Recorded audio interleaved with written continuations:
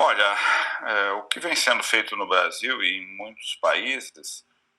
são medidas no qual o Estado passa a ter uma intervenção direta com duas modalidades básicas. Há aqueles países que definiram-se de partida pela afirmação da estabilidade de todos os trabalhadores, é o caso da Alemanha, Japão, Argentina, que declaram que todos os trabalhadores estão estáveis e o Estado entra aportando recurso para as empresas que apresentam sua justificativa que vão precisar reduzir jornada de trabalho ou suspender a atividade porque o governo determina que aquela atividade não pode ser executada. Nesse caso, o Estado entra aportando recurso, portanto, pagando ele diretamente a folha salarial com algum critério percentual, 80%, 90% do salário líquido. Bom, são vários os critérios que são usados, mas pagando diretamente a folha salarial, muitas vezes suspendendo o contrato para que não haja recolhimento de encargos, ou seja, há uma manutenção da renda das pessoas e uma suspensão temporária do contrato ou uma redução temporária do contrato. Há outros países, que, como os Estados Unidos, que simplesmente não toma essa medida e autoriza o desemprego. E quando a pessoa vai para o desemprego, ela entra com um requerimento pedindo o seguro-desemprego e o Estado banca o desemprego das pessoas financiando um seguro-desemprego, ou seja,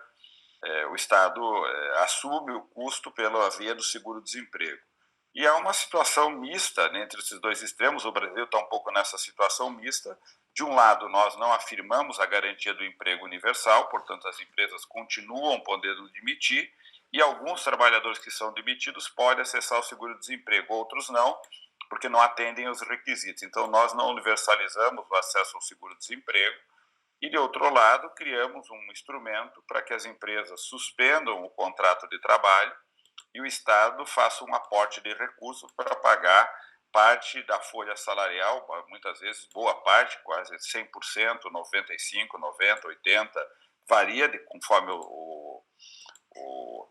valor do salário. Quanto maior o salário, menor o aporte do governo, e aí o movimento sindical entra negociando com as empresas o complemento dessa maneira. Aqueles trabalhadores que forem atingidos pela suspensão ou pela redução da jornada por meio do programa do governo ganham a estabilidade. Então, tem uma estabilidade para uma parte da população, a outra, que é desempregada, pode acessar o seguro-desemprego, mas não de maneira universal, e houve também a medida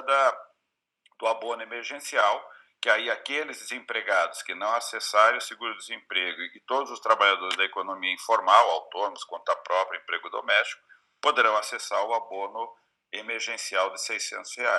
Então, o Brasil está no meio dessas duas estratégias básicas, e o que, na verdade, acontece é que o Estado, nesse período em que se suspende ou que se reduz a jornada, é o Estado que assume o pagamento direto da folha salarial do ponto de vista da remuneração do trabalhador. No caso brasileiro, suspendeu durante esse período o recolhimento dos encargos sociais, portanto, esse tempo de suspensão, 2, 3 meses, quanto tempo for, hoje é por 2 meses, segundo a medida provisória, esses 2 meses não contarão como tempo de contribuição para a Previdência e nem tempo para contar para a aposentadoria. Isso vai ter que ser trabalhado lá na frente 2 meses a mais, ou 3 meses, o tempo que for de afastamento,